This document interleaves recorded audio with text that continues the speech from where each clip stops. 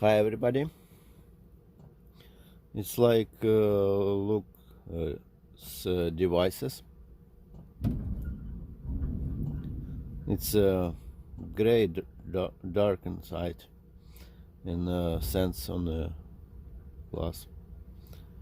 I use this hand sanitizer for clean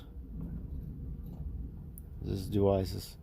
It looks like spirits, not a gel, like a water.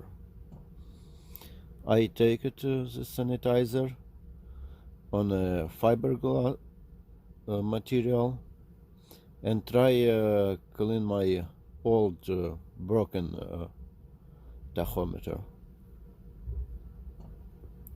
I check for the sanitizer not remove paint and not um, destroy numbers and signs on the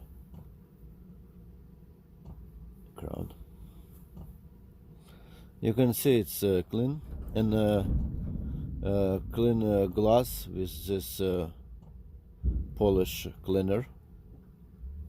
I have a more